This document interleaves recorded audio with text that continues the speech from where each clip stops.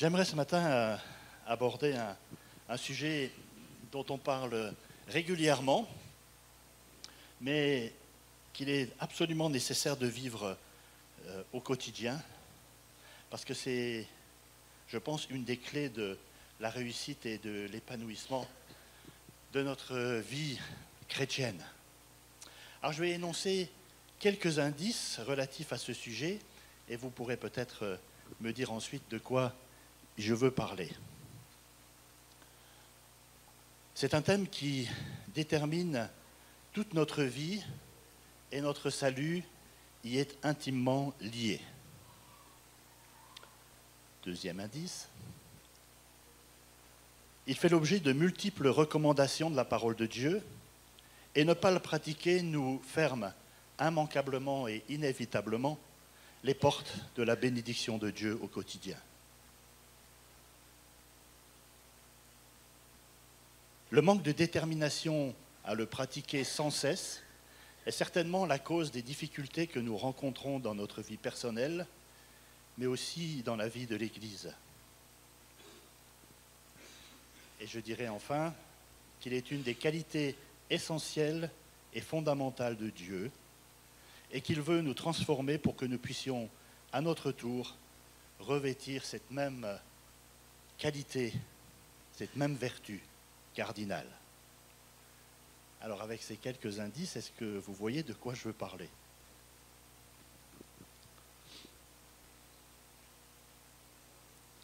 L'amour. Alors, les indices que je vous ai donnés peuvent amener à deux réponses différentes, mais qui sont intimement liées. Alors quelqu'un dit l'amour, ça correspond parfaitement à ces critères. Mais en fait, c'est le deuxième point, c'est le deuxième critère que je voulais partager, le pendant de l'amour, qui est une des vertus de Dieu. Et ce que j'aimerais partager avec vous, c'est le pardon. Il s'agit effectivement d'un sujet essentiel dans la parole de Dieu, le pardon. Si nous sommes devenus chrétiens, bien plus, si nous sommes réconciliés avec Dieu et que nous sommes devenus ses fils et ses filles, c'est parce que nous avons été pardonnés. Amen. Nous avons été pardonnés. Le ministère de Jésus sur la terre a consisté à créer les conditions du pardon de nos péchés. Et notre salut repose sur le pardon de Dieu envers nous qui avons transgressé sa loi. Dans Éphésiens 2, au verset 1, nous lisons « Vous étiez morts par vos offenses et par vos péchés, dans lesquels vous marchiez autrefois selon le train de ce monde, selon le prince de la puissance de l'air, de l'esprit qui agit maintenant dans les fils de la rébellion. Nous tous aussi, nous étions de leur nombre, et nous vivions autrefois selon les convoitises de notre chair, accomplissant les volontés de la chair et de nos pensées, et nous étions par nature des enfants de colère comme les autres. Mais Dieu, qui est riche en miséricorde, à cause du grand amour dont il nous a aimés, nous qui étions morts par nos offenses, nous a rendus à la vie avec Christ. C'est par grâce que vous êtes sauvés. Et nous a ressuscités ensemble et nous a fait asseoir ensemble dans les lieux célestes en Jésus-Christ, afin de montrer dans les siècles à venir l'infinie richesse de sa grâce par sa bonté envers nous en Jésus-Christ.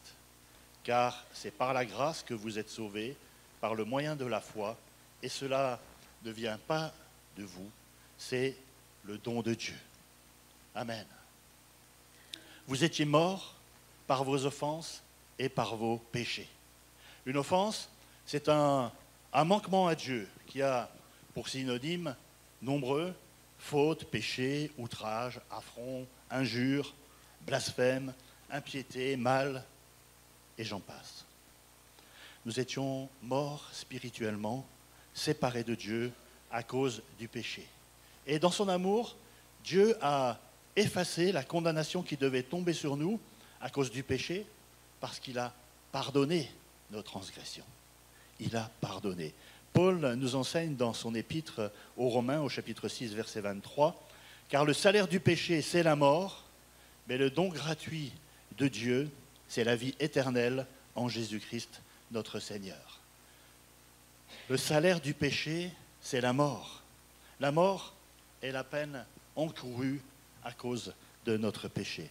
Comme le code pénal établit toute une liste de peines encourues en fonction des infractions à la loi commises, de même, la Bible établit la peine encourue à cause du péché, c'est la justice de Dieu.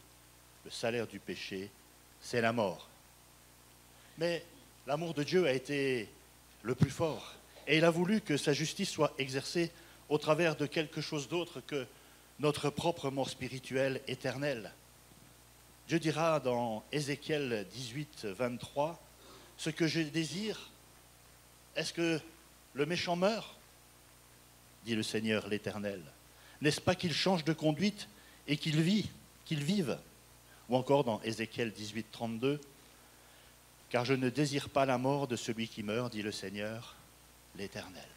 Convertissez-vous donc et vivez. » Pour vivre et changer de vie, il nous a donné les moyens extraordinaires que sont Jésus et le Saint-Esprit. Il a voulu faire sa demeure en nous.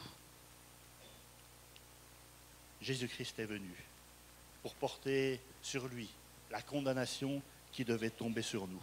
À Isaïe 53, verset 5, nous lisons « Le châtiment qui nous donne la paix est tombé sur lui, et c'est par ses meurtrissures que nous sommes guéris. » Nous avons donc été pardonnés pour nos péchés.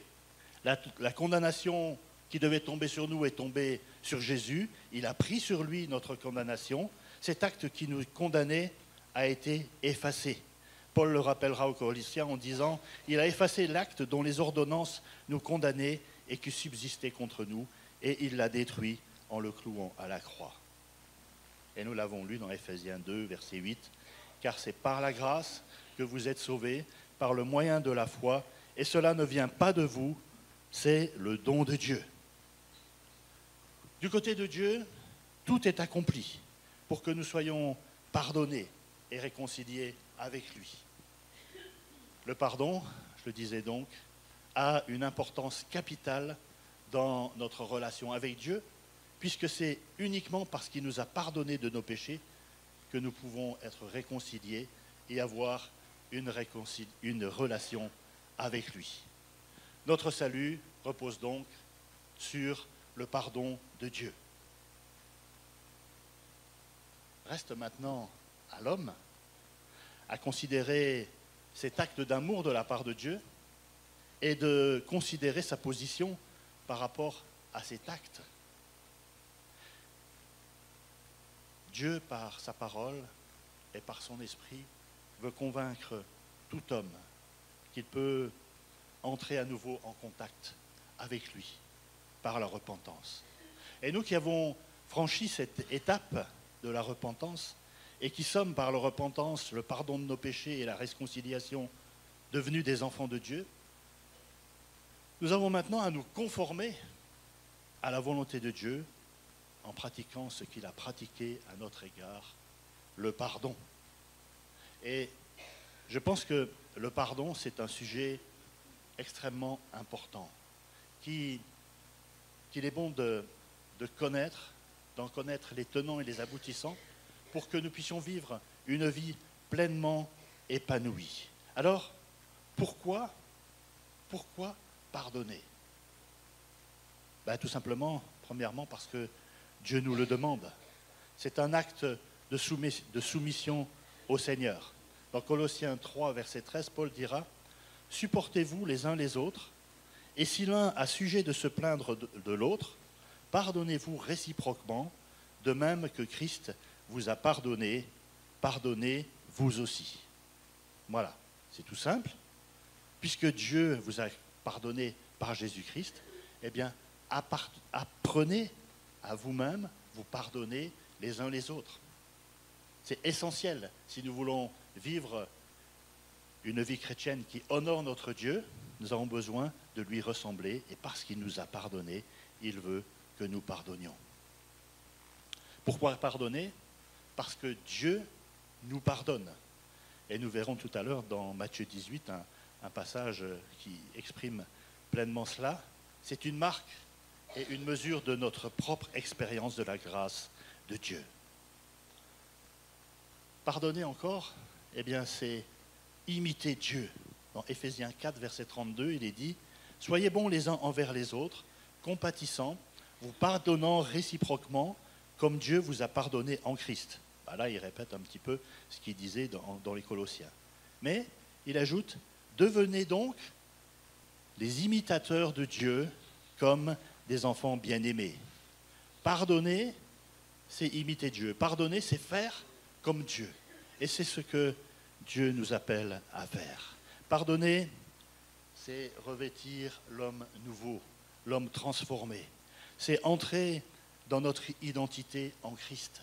Nous qui avons été rachetés de nos péchés, nous qui avons été pardonnés, nous avons besoin d'entrer dans cette identité en Christ, devenir conforme à ce que nous sommes en Christ.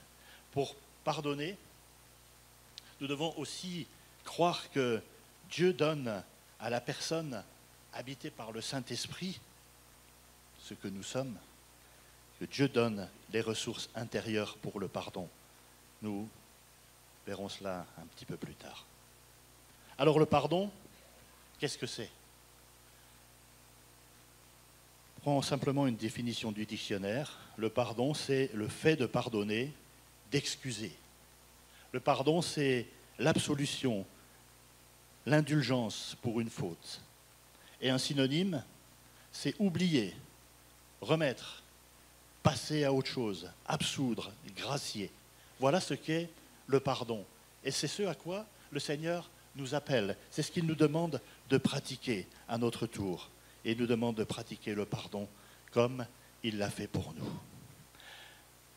Dans la prière que Jésus a enseignée à ses disciples, cette prière que nous connaissons parfaitement, cette prière du Notre Père dans Matthieu 6, au verset 12, il est dit « Pardonne-nous nos offenses, comme nous pardonnons aussi à ceux qui nous ont offensés. Ne nous induis pas en tentation, mais délivre-nous du malin, car c'est à toi qu'appartiennent dans tous les siècles le règne, la puissance et la gloire. Amen. »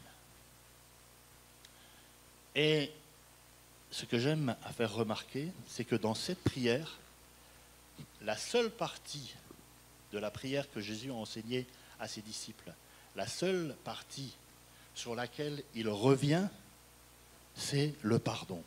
Il dira au verset suivant, le verset 14, « Si vous pardonnez aux hommes leurs offenses, votre Père céleste vous pardonnera aussi.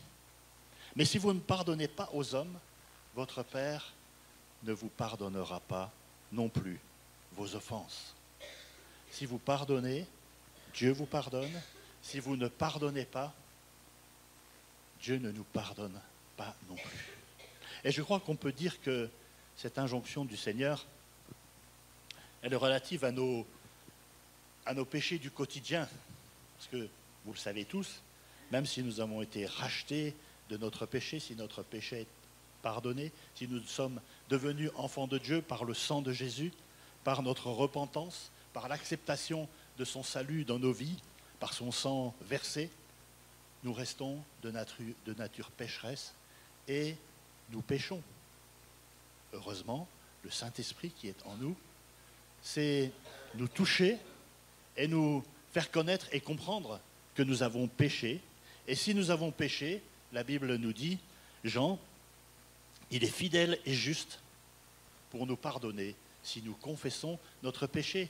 Il est fidèle et juste pour nous pardonner.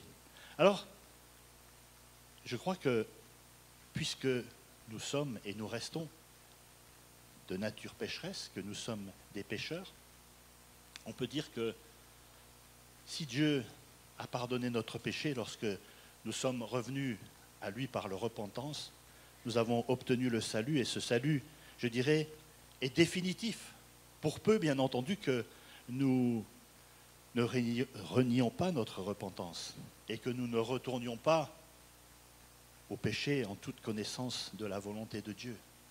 Il n'y a donc dans le salut aucune notion de mérite ou d'obéissance. Si je suis sauvé, Ce n'est pas parce que j'ai obéi à Dieu. Dieu nous a sauvés pas parce que nous lui avons obéi, au contraire, nous lui avons désobéi. Et nous étions destinés à la mort. Dieu ne nous a pas sauvés parce que nous avons obéi à Dieu, mais tout simplement parce que nous nous sommes repentis de lui avoir désobéi. À ce moment-là, alors, Dieu nous a accordé son pardon. Si j'ai reçu le pardon de Dieu, ce n'est pas parce que j'étais parfait et que je faisais toute sa volonté, y compris en matière de pardon des autres. Non, j'en étais parfaitement incapable. Parfaitement incapable. Quand je me suis repenti de mes péchés, que j'ai demandé pardon à Dieu et que j'ai reçu le salut en Jésus-Christ, peut-être que j'avais moi-même des choses à pardonner à quelqu'un, mais j'en étais incapable. Notre nature humaine ne nous permet pas de pardonner. Vous savez de quoi je parle? Il est difficile, voire impossible, de pardonner. Mais maintenant que je suis pardonné par Dieu, qui m'a pardonné non pas parce que je lui ai obéi, non pas parce que j'étais conforme à sa volonté, maintenant que je suis pardonné par Dieu, il me demande tout simplement de marcher en conformité avec sa parole qui m'invite à pardonner. Amen. Alors, cela reste quelque chose de peut-être compliqué, mais si je suis devenu un homme nouveau, qui doit marcher en nouveauté de vie, et en particulier en marchant dans l'obéissance à la parole de Dieu. Pardonne-nous nos offenses, comme nous aussi nous les pardonnons. Ça veut dire que si nous ne pardonnons pas aux autres, Dieu non plus ne nous pardonnera pas nos offenses du quotidien, parce que nous désobéissons à sa volonté de nous voir pardonner. Ainsi, notre communion avec lui est perturbée, voire elle est coupée quand nous ne pardonnons pas. Il y a dans la pensée de Jésus une mise en garde qui établit cette relation de cause à effet. Si tu pardonnes, je pardonnerai tes péchés du quotidien, mais si tu ne pardonnes pas, je ne pourrai pas pardonner, car je suis un Dieu de pardon. Et il faut que tu te conformes à cette vertu. Un Dieu de pardon nous appelle à être des hommes et des femmes de pardon. En tant qu'enfants de Dieu, notre communion avec le Père est tributaire de notre obéissance. Nous devons comprendre que le non-pardon, eh bien, c'est un obstacle à nos prières et à la bénédiction de Dieu sur notre vie, parce que nous ne marchons pas dans l'obéissance sur ce point précis du pardon. Par contre, si nous obéissons au Seigneur en pardonnant à celui qui nous a offensés, comme il le demande, nous sommes dans une démarche d'obéissance et notre intimité avec lui n'est pas perturbée, elle n'est pas coupée, elle n'est pas rompue à cause de nos offenses du quotidien, puisqu'il peut les pardonner. Rien ne s'y oppose puisque je pardonne. Cela va donc rendre notre prière efficace et libérer l'action de Dieu dans notre vie. Et ce que j'aimerais préciser, c'est que le pardon concerne tout le monde et toutes les époques de notre vie, y compris celle d'avant notre conversion. Quand je dis que le pardon concerne tout le monde, c'est tout simplement parce que, à la lecture de la Bible et en préparant ce message, je me suis rendu compte que quand Jésus, quand les apôtres parlent de pardon, eh bien, ils parlent le plus souvent de pardonner nos frères, d'être en communion les uns avec les autres. Alors bien sûr, c'est bien là le minimum. Puisque nous sommes tous enfants de Dieu, il est normal que nous puissions répondre à cette attente du Seigneur qui nous invite à nous pardonner les uns les autres, à nous supporter les uns les autres. Mais la Bible et la pensée de Dieu va plus loin que cela. Et il ne s'agit pas de pardonner uniquement nos frères, nos sœurs, mais aussi les gens du dehors qui ont pu avoir des actions, des pensées, des paroles qui nous ont agressés, qui nous ont touchés et qui touchent profondément notre cœur et qui ont besoin d'être libérés, qui ont besoin d'être pardonnés. Alors, la question qu'on peut se poser ce matin, c'est que sommes-nous prêts à faire pour que la volonté de Dieu s'accomplisse, se réalise dans notre vie? Sommes-nous prêts à extirper de notre cœur les blessures, les rancœurs, la rancune, voire la haine que nous a occasionné quelqu'un à cause d'un comportement, de paroles, d'actes qui nous ont touchés directement et que nous ne réussissons pas à oublier? Que sommes-nous prêts à faire ce matin par rapport à tout cela? Et j'aimerais dire que tant que nous ne pardonnons pas, le diable a pris sur nous. Que nous le sachions ou pas, que nous le voulions ou pas, il a pris sur nous. Il a un pouvoir sur nous parce que tout simplement, nous ne faisons pas la volonté de Dieu. Et Jésus rappellera à ses disciples, dans Matthieu 7, 21 par exemple, ceux qui me disent « Seigneur, Seigneur » n'entreront pas tous dans le royaume des cieux, mais celui-là seul qui fait la volonté de mon Père qui est dans les cieux.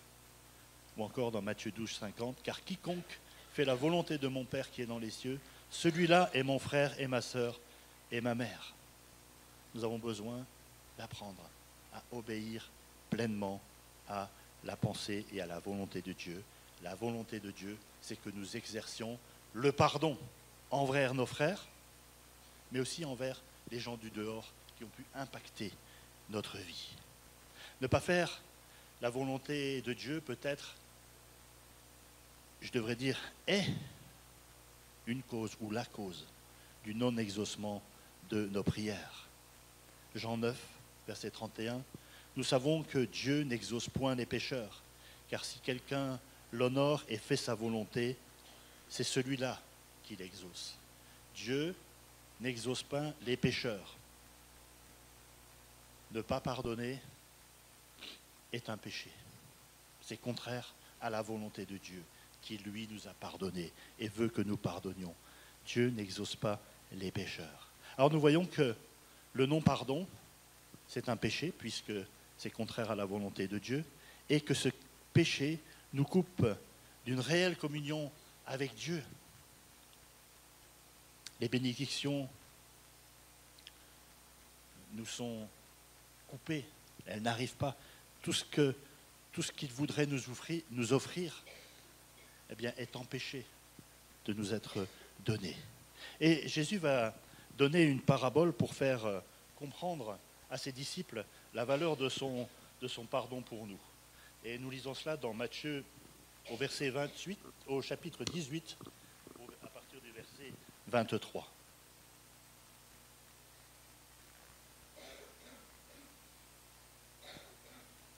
C'est pourquoi le royaume des cieux est semblable à un roi qui voulut faire rendre compte à ses serviteurs. Quand il se mit à compter, on lui en amena un qui devait 10 000 talents. Comme il n'avait pas de quoi payer, son maître ordonna qu'il fût vendu, lui, sa femme, ses enfants, et tout ce qu'il avait, et que la dette fût acquittée. Le serviteur, se jetant à terre, se prosterna devant lui et dit « Seigneur, aie patience envers moi, et je te paierai tout. » Ému de compassion, le maître de ce serviteur le laissa aller et lui remit la dette.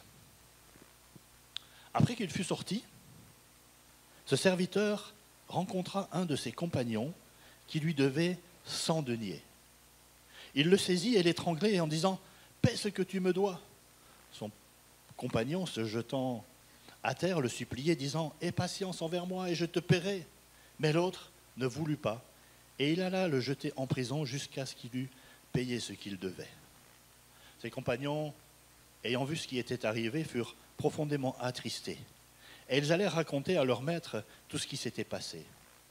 Alors le maître fit appeler ce serviteur et lui dit méchant serviteur. Je t'avais remis en entier ta dette, parce que tu m'en avais supplié. Ne devais-tu pas, toi aussi, avoir pitié de ton compagnon, comme j'ai eu pitié de toi ?» Et son maître, irrité, le livra au bourreau, jusqu'à ce qu'il eût payé tout ce qu'il devait. C'est ainsi que mon Père céleste vous traitera si chacun de vous ne pardonne à son frère de tout son cœur. Voilà ce que Jésus va enseigner à ses disciples, à la foule, pour parler, faire comprendre l'importance du pardon. Et on voit ici dans cette parabole, cette mise en scène, deux personnes.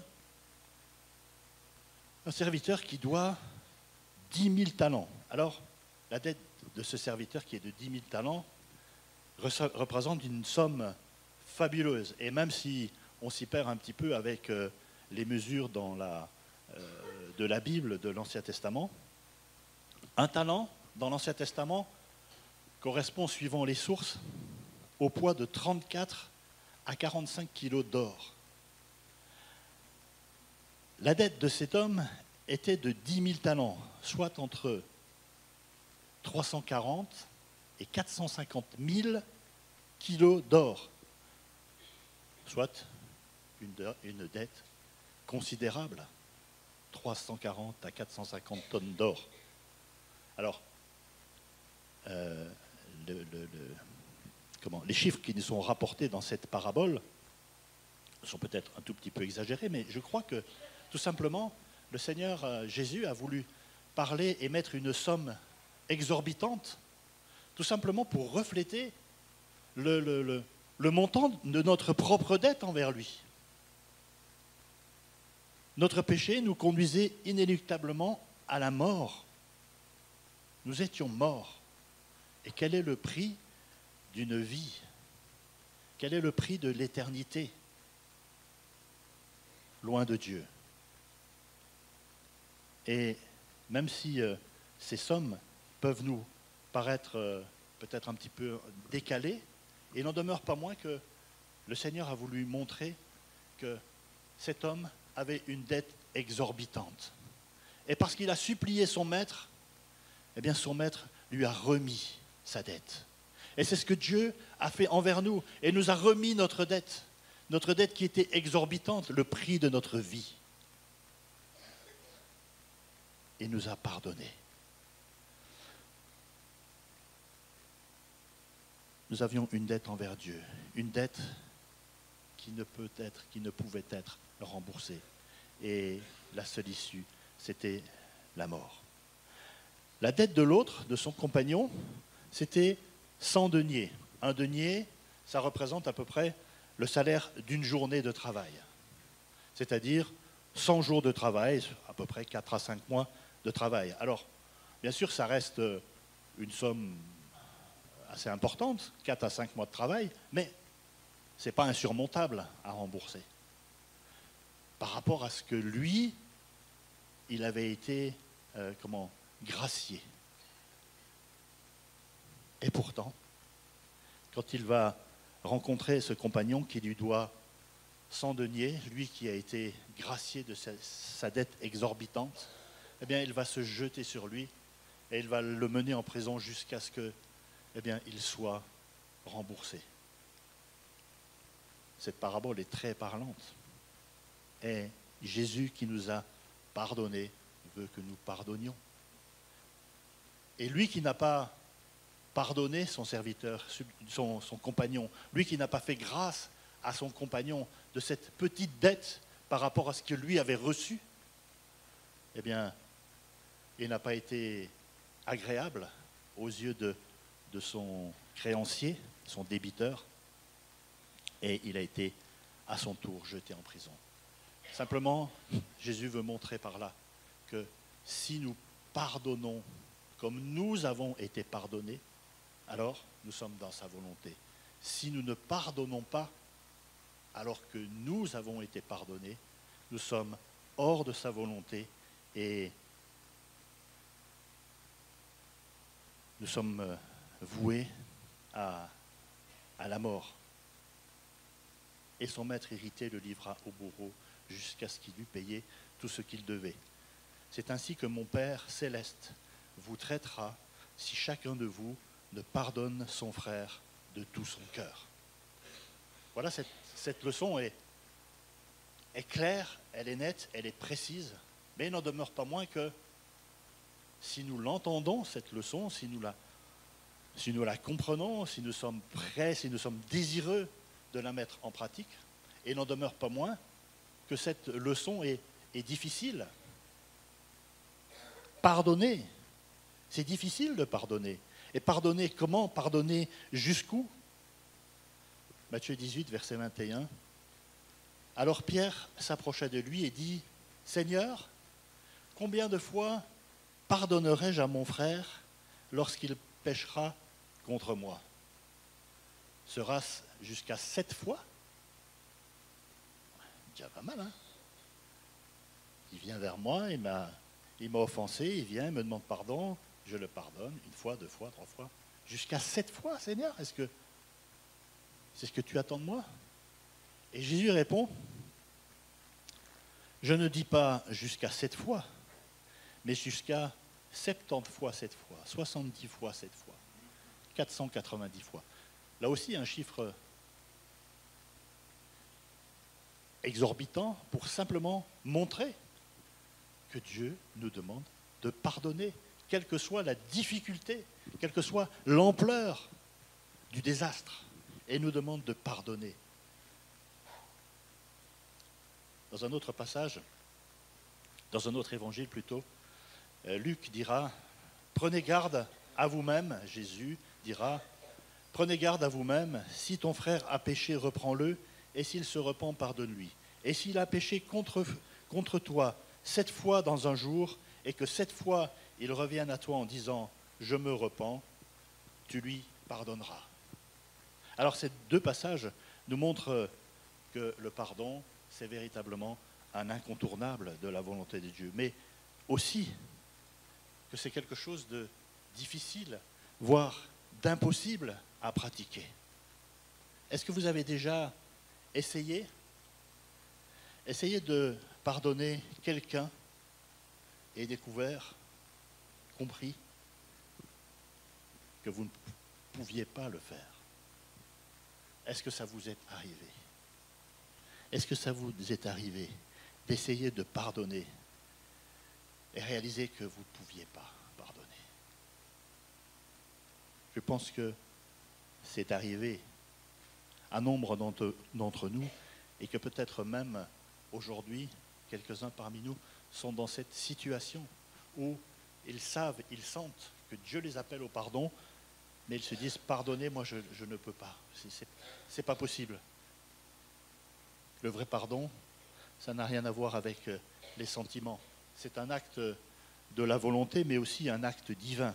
Il est basé sur notre obéissance à Dieu et sur notre foi en lui. Le pardon, ce n'est pas une option, comme on l'a vu. Et Éphésiens 4, 32, Paul dira « Soyez bons les uns envers les autres, compatissants, vous pardonnant réciproquement, comme Dieu vous a pardonné en Christ. » Colossiens 3, 13, supportez-vous les uns les autres, et si l'un a sujet de se plaindre de l'autre, pardonnez-vous réciproquement, de même que Christ vous a pardonné, pardonnez-vous aussi. Le pardon est indispensable à l'exaucement de nos prières. Et nous pouvons lire dans Marc 11, verset 24, « C'est pourquoi je vous dis, tout ce que vous demanderez au Père en priant, croyez que vous l'avez reçu et vous le verrez s'accomplir. » Et lorsque vous êtes debout, faisant votre prière, si vous avez quelque chose contre quelqu'un, pardonnez, afin que votre Père qui est dans les cieux vous pardonne aussi vos offenses. Mais si vous ne pardonnez pas, votre Père qui est dans les cieux ne vous pardonnera pas non plus vos offenses. On voit ici dans ce verset que Jésus dira lui-même à ses disciples, « Tout ce que vous demanderez en priant, croyez que vous l'avez reçu et vous le verrez s'accomplir. » Il dit, si vous avez la foi pour croire que votre Père est capable d'agir en votre faveur, si vous priez avec force, avec foi, avec conviction, croyez que vous l'avez reçu et vous le verrez s'accomplir. C'est l'enseignement de la foi. Si nous demandons quelque chose au Seigneur, il nous suffit de croire que nous l'avons reçu et nous le voyons s'accomplir. C'est la foi. Mais il n'en reste pas là.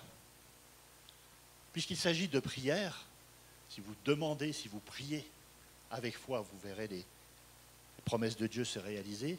Puisqu'il parle de la prière, eh bien il revient sur ce thème du pardon en disant « Lorsque vous êtes debout faisant votre prière, si vous avez quelque chose contre quelqu'un, pardonnez, afin que votre Père qui est dans les cieux vous pardonne aussi. » C'est un incontournable, le pardon. Et si, dans la parole de Dieu, elle nous est parlé à maintes reprises de la prière de la foi, Jésus ici rappelle que prier, c'est important pour obtenir de la part de Dieu les grâces et les bénédictions dont nous avons besoin. Mais il est nécessaire, avant toute chose, de pardonner. Et lorsque nous sommes en prière pour demander au Seigneur, si nous nous souvenons que nous avons quelque chose à pardonner à quelqu'un, croyez bien, chers frères et sœurs, que notre prière est vaine et inutile si nous ne faisons pas l'effort de répondre à cette injonction, à cet appel du Seigneur qui consiste à pardonner celui ou celle dont notre cœur nous rappelle que nous avons un contentieux, qui nous a fait du mal. Pardonnons. Si nous pardonnons, notre prière est exaucée. Si nous ne pardonnons pas, notre prière ne peut pas être exaucée. Le pardon que nous accordons à ceux qui nous ont offensés est fondamental pour recevoir quoi que ce soit de la part de Dieu et garder notre communion avec Dieu. Le manque de pardon obstrue véritablement le canal de la bénédiction, le canal de la foi. Alors nous pouvons prier et prier encore. Nous pouvons nous appuyer sur ce que dit la parole de Dieu concernant la foi, concernant la persévérance, concernant la patience. Bien sûr, ce sont aussi des éléments qui rentrent en ligne de compte dans l'exaucement de nos prières. La foi, la persévérance, la patience. Mais si nous occultons, si nous voulons laisser de côté, si nous voulons cacher ce que par son esprit le Seigneur nous révèle concernant le pardon que nous avons besoin d'accorder à tel ou tel, un frère ou quelqu'un de l'extérieur, quelqu'un qui un jour ou l'autre nous a fait du mal, si nous occultons ce fait que Dieu nous appelle à pardonner, notre prière ne franchira pas le plafond de la pièce dans laquelle nous nous trouvons, même si nous pensons avoir la foi, même si nous faisons preuve de persévérance, même si nous faisons preuve de constance dans la prière. Si nous ne pardonnons pas, notre prière n'a aucune efficace. Le pardon permet aussi une libération intérieure qui nous conduit à la paix. Alors j'ai été frappé la semaine dernière d'entendre, et on en entend régulièrement d'ailleurs, aux informations, et puis je l'ai revu 2 ou 3 jours après à la télé. C'était tout simplement une promo pour un livre. Alors cette dame, elle était à la radio puis à la télé, je l'ai vue, et elle parlait du pardon. Alors c'est pas un livre chrétien du tout, mais elle disait que, en fait, le fait de conserver dans son cœur de la rancune, il s'agissait de son père, pour son père, à cause de ce qu'il avait fait, eh bien ça l'a, selon son expression, ça l'a bouffé de l'intérieur. Et nous connaissons ça, et en psychologie, c'est un fait qui est parfaitement reconnu. Et ça n'a rien de, ce qu'elle disait, ça n'a rien de biblique. Elle ne citait pas des passages de la Bible, mais elle citait simplement le fait que, sans le pardon, eh bien, sa vie était complètement perturbée. Elle n'arrivait pas à aller plus loin. Elle n'arrivait pas à être libre. et même, et vous, les non-chrétiens, ont ce besoin de pardonner, ont cette envie du moins de pardonner. Il y en a qui y arrivent, d'autres qui n'y arrivent pas. Mais ce que le Seigneur nous demande, et ça c'est une réalité, l'amour de Dieu, la volonté de Dieu repose sur le pardon. Nous en avons fait l'objet et il nous demande à notre tour de le pratiquer. Le pardon permet une libération intérieure qui nous conduit à la paix. Et Jésus a enseigné à ses disciples qu'il fallait pardonner sans limite. Sans limite. Sera-ce jusqu'à 7 fois, Seigneur? Non, pas 7 fois, mais 490 fois. C'est-à-dire quelque chose qui dépasse notre capacité, qui dépasse notre entendement, qui dépasse parfois notre volonté. Alors, si ce matin nous comprenons que pardonner pleinement est une nécessité dans nos vies, il n'en demeure pas moins que nous pouvons nous retrouver devant l'obstacle de la pratique et de la faisabilité de cette injonction du Seigneur, pardonner. Peut-être que nous sommes ce matin devant ce constat de cette incapacité que nous avons à pardonner, malgré le fait que nous comprenions que c'est bien la volonté de Dieu. Nous disons, oui, Seigneur, je comprends, c'est ta volonté, c'est ce que tu veux. Tu m'as pardonné, tu veux que je pardonne, mais je ne peux pas. Ayons ce courage, ayons cette lucidité de dire, je ne peux pas. Je ne peux pas. Surtout ne disons pas, je ne veux pas. Parce que là, le Seigneur ne peut rien pour nous. Et ne peut rien pour nous. C'est nous qui décidons. Disons plutôt, Seigneur, je veux, je voudrais, mais j'y arrive pas. Je voudrais, mais je ne peux pas. Ayons au moins cette lucidité et ce courage de dire cela. Alors, que faire? Jésus dira dans Jean 15, « Je suis le cep, vous êtes les sarments. Celui qui demeure en moi et en qui je demeure porte beaucoup de fruits. » C'est un passage que nous connaissons bien. Et il ajoute, pour terminer ce verset, « Car sans moi, vous ne pouvez rien faire. » Et s'il y a un domaine dans lequel nous pouvons constater avec humilité que nous ne pouvons rien faire, que nous ne pouvons pas faire, que nous sommes incapables de faire, c'est bien ce thème du pardon. Oui, Seigneur, j'entends ta parole, j'entends bien ce que tu me dis, mais j'ai beau y mettre toute ma volonté, j'y arrive pas. Sans moi, vous ne pouvez rien faire. Paul dira aux Corinthiens, ce n'est pas à dire que nous soyons par nous-mêmes capables de concevoir quelque chose comme venant de nous-mêmes. Notre capacité, au contraire, vient de Dieu.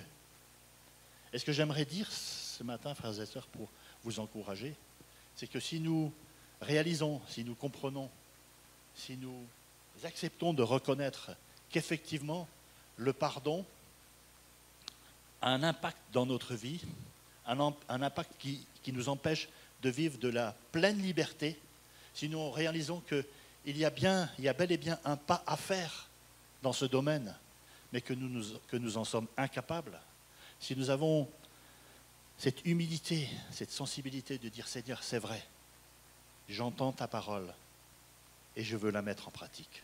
Je veux pardonner, mais j'en suis incapable. Et sans toi, oui, je reconnais que je ne peux rien faire. Et Paul dit, notre capacité, au contraire, vient de Dieu. Et Jésus dira, c'est Paul qui dira aux Philippiens, je puis tout par celui qui me fortifie, Jésus-Christ. Amen. Alors ce matin, nous avons simplement à connaître, à reconnaître quelle est la voix de Dieu, la pensée de Dieu concernant le pardon.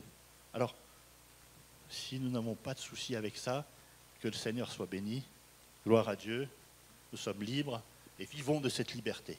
Et quand le problème se présentera, nous serons tout à fait aptes à dire « Seigneur, c'est toi qui agis, je ne veux pas que le manque de pardon ait un impact dans ma vie. » Alors si nous ne sommes pas concernés, gloire à Dieu. Mais si nous nous sentons concernés ce matin par ces paroles, par l'appel de Dieu, eh bien, reconnaissons simplement que, oui, nous voudrions faire la volonté de Dieu par rapport à ça, mais que nous en sommes incapables. Et Jésus dit, sans moi, vous ne pouvez rien faire. Et ce matin, acceptons de le constater, que sans lui, nous ne pouvons rien faire, mais que par lui, nous pouvons tout, y compris pardonner ce qui nous semble impardonnable. Parce qu'en fait, si on ne pardonne pas, si on n'arrive pas à pardonner, c'est qu'il nous semble que c'est impardonnable, n'est-ce pas? Si c'est pardonnable, on pardonne. Quand c'est impardonnable, on ne pardonne pas. Alors si nous constatons que, oui, nous avons dans notre cœur quelque chose qui nous empêche de pardonner, eh bien disons-lui simplement, Seigneur, je veux faire ta volonté. Est-ce que je peux demander aux musiciens de revenir? Je veux faire ta volonté. J'entends ta parole qui me dit de pardonner, mais je ne peux pas pardonner. Alors, devant le constat de notre incapacité à pardonner, nous avons une seule chose à faire. C'est confesser au Seigneur notre volonté de lui obéir. Disons pas Seigneur, simplement Seigneur, je ne peux pas pardonner, mais disons-lui, je veux faire ta volonté, qui consiste au pardon. Disons-lui, je veux faire ta volonté. Et demandons-lui la force et la transformation nécessaire de notre cœur par son esprit pour accomplir sa volonté. Alors, ce matin, le Seigneur veut nous visiter, nous aider, nous faire grandir, nous rendre la liberté dont peut-être nous sommes privés en partie à cause du fait que nous n'arrivons pas à pardonner, que nous n'arrivons pas à pardonner un frère, que nous n'arrivons pas à pardonner quelqu'un de l'extérieur, de notre vie passée, qui a eu un impact tellement fort dans notre vie que nous sommes brisés, qu'il y a quelque chose qui nous empêche. Seigneur, ce matin, veut nous dire que tout cela, ça peut être transformé, balayé, qu'on peut en être parfaitement et complètement libéré. Il suffit simplement de dire « Oui Seigneur, je veux faire ta volonté. Oui Seigneur, je veux recevoir ta force, parce que c'est ta force seule, c'est la puissance seule de ton esprit qui peut transformer mon cœur, transformer ma vie, transformer ma pensée et ma volonté pour pardonner, comme tu me demandes de pardonner. » Amen. Que le Seigneur nous aide, qu'il nous bénisse, qu'il nous remplisse, qu'il nous parle et qu'il nous touche, et qu'il nous aide ce matin à faire ce pas vers lui. Le Seigneur nous a aimés d'un amour parfait, et nous aime d'un amour parfait. Et s'il nous demande de pardonner, eh bien c'est parce que nous pouvons pardonner. Je puis tout par celui qui me fortifie, Jésus-Christ. Hors de lui, c'est vrai, nous ne pouvons rien faire. Confessons-le, proclamons-le, mais recherchons sa force, recherchons sa puissance, recherchons son esprit, recherchons sa nature qui nous donne de pouvoir pardonner comme lui-même nous a pardonné. Alors pendant que dans ces instants nous sommes dans le recueillement, que nous laissons le Saint-Esprit toucher, parler à notre cœur concernant le pardon pour ceux qui sont concernés. Que nous puissions dire, Seigneur, je veux faire ta volonté.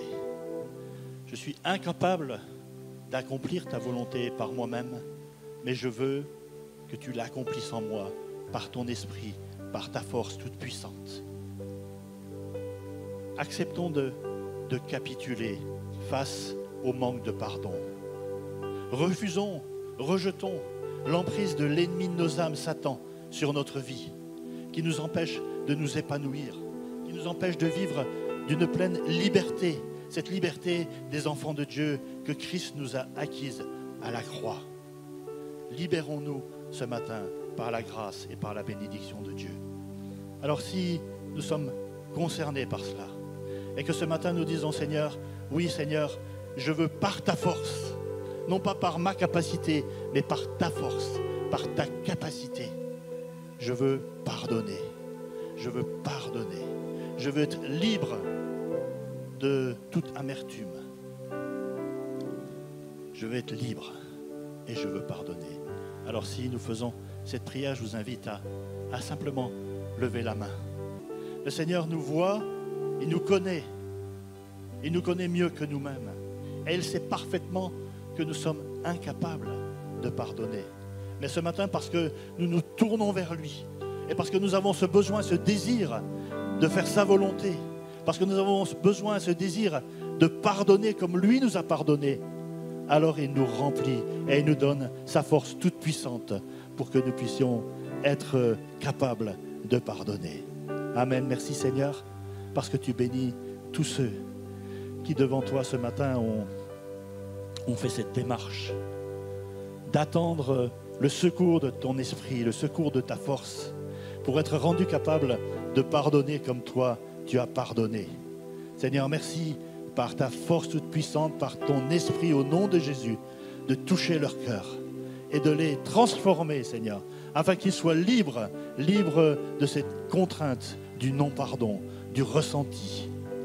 Seigneur, merci parce que au nom de Jésus, ce matin, je peux bénir mes frères et sœurs et tu les touches et tu les visites au nom de Jésus. Amen.